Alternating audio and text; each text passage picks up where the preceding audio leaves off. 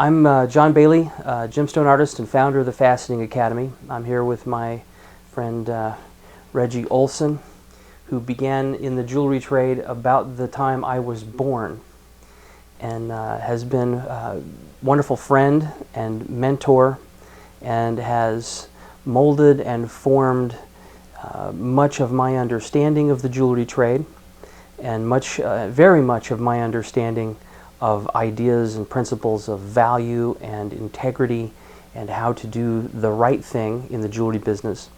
And I am honored and pleased to be able to have a conversation with him on camera about many of the things that helped me so much, and hopefully they'll help other people as well. So it's wonderful to be with you, Reggie.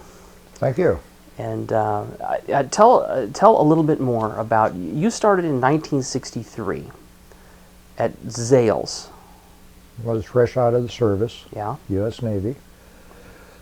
I had worked at Montgomery Ward's in the same shopping center in Longview, Washington for 6 or 8 months, and wasn't doing a whole lot. And I applied at Zales Jewelers in Longview and got the job as a new salesman, and was married with 2 young boys that I ultimately adopted. But turned out after a year I wasn't making any money. So when it became clear that I wasn't going to get a raise anytime soon, I left there and I went to work at Weyerhaeuser in the lumber mill, where I made better money and had steadier work, and I kept migrating back towards jewelry or some kind of sales position. In the interim, I worked at Weisfield's at 2 different times. My wife and I and boys moved to Birmingham, Alabama. I worked for a company down there, Bush Jewelers, for about 5 years. I managed for about a year down there. When we split up and I moved back to Longview, then I worked at the mills, I worked at a radio station, I drove cab, I did a lot of different things. So over almost 50 years, you've gone back to jewelry, and then of course eventually that was your main career. And accumulated about 30 years experience, yeah. When you kind of kept going back, was there a particular thing that kept drawing you back to it, or was it just because there was something that you knew that you could go to? What made you keep going back to jewelry? I think it was more the clean environment, the out of the weather. I worked on the railroad for 5 years up in Longview. Good pay, but it was out in the weather all the time.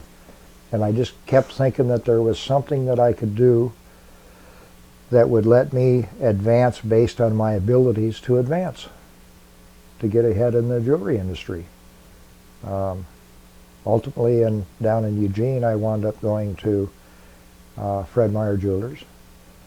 I got hired in as a salesman, but in less than 90 days I was promoted to manager. My first store, I was the fastest promotion they'd ever done at that time.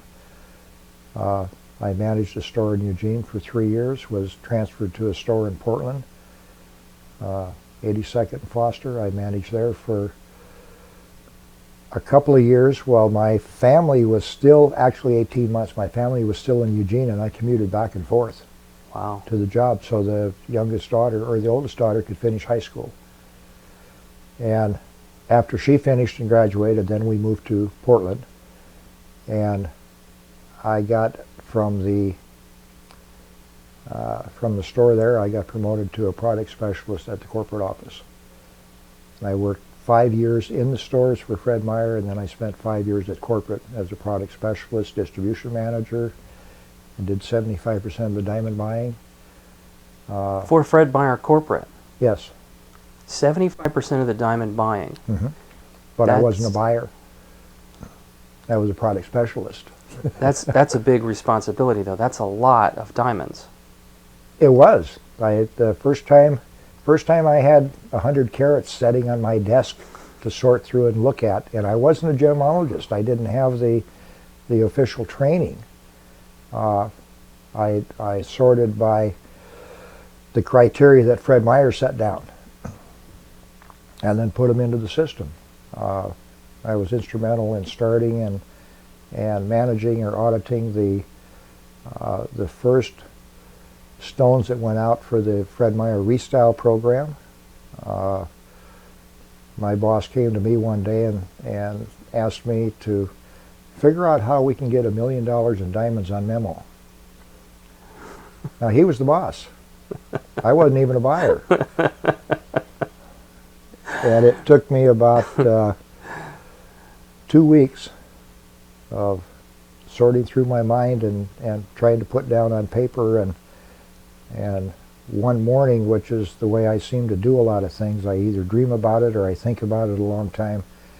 I woke up one morning and it was like somebody turned a light on in my head. It says, "You can do this. This is easy." So I went into the office. I usually got there between 7 and 7:30 in the morning. I was either the first one there, or my boss, Ed Day, would beat me in and put on the coffee, but it was a toss-up between him and I.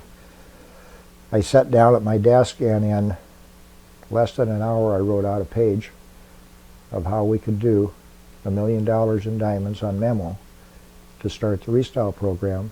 Gave it to my boss, and he looked it over that day or the next day. He come back and said, "Looks good, do it."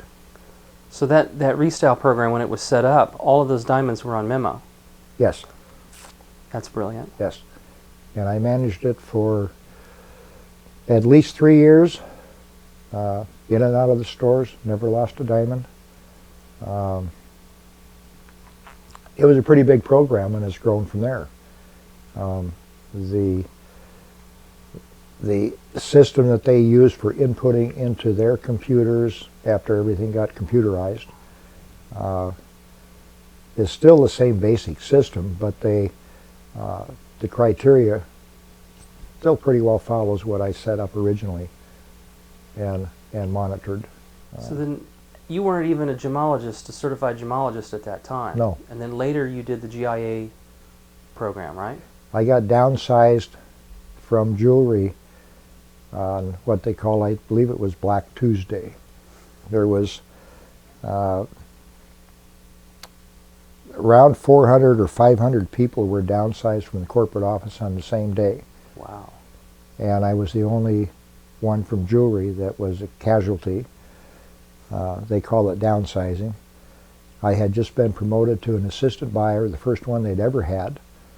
And less than 90 days later, I got downsized, and day after my 50th birthday, in fact. So here I am at 50 years old, and suddenly I'm back at square one. What the heck am I going to do now? I went to work at Penny's in the jewelry department with a friend that was the manager. Worked there about 90 days, and in the interim, my wife come up one day and said, "Well, why don't you go back to school?" I said, "Well, how the heck are we going to do that?" So we talked about it, I investigated it, and I wound up quitting Penny's. I went down to Santa Monica in California. I went to GIA for 6 months, got my certificate, graduate gemologist. Came back and went to work for AB Gem Lab, which was a lady that was doing the appraisals for me when I was up at corporate and sending her diamonds. I went to work and worked with her for about 2 or 2.5 years as an appraiser to learn the appraisal business, because GIA doesn't teach you that. It's a learning process. They teach you diamonds and colored stones, but they don't teach you how to do appraisals. So after about 2 or 2.5 years, decided that I was making less money than I could have made if I'd stayed on unemployment. I quit. Well, she got used to staying in the office and doing her business up there and making all the money, and wasn't willing or able to go back on the road to do the traveling appraisal clinics for the Restyle. So About 2-3 weeks after I quit, she called me and wanted to know if I wanted to buy the business. So we negotiated. Ultimately, I wound up buying the equipment that I needed to start my own business and a certain amount of blue sky or goodwill, whatever you want to call it, for my own company, RLO Gemological Services, and started doing traveling appraisals for Fred Meyer as their go-to appraiser for the Portland region. So you did appraisals then for a long period of time, professionally. Yes. That was your full-time, independent Yes. business thing.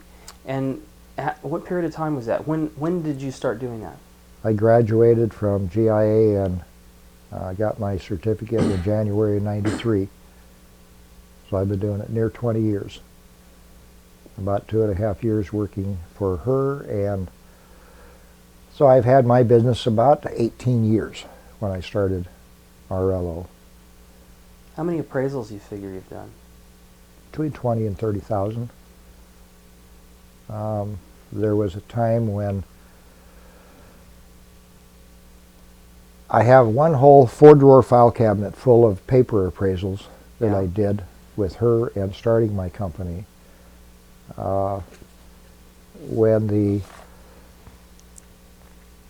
We used to do them with a basic worksheet for certain types of jewelry.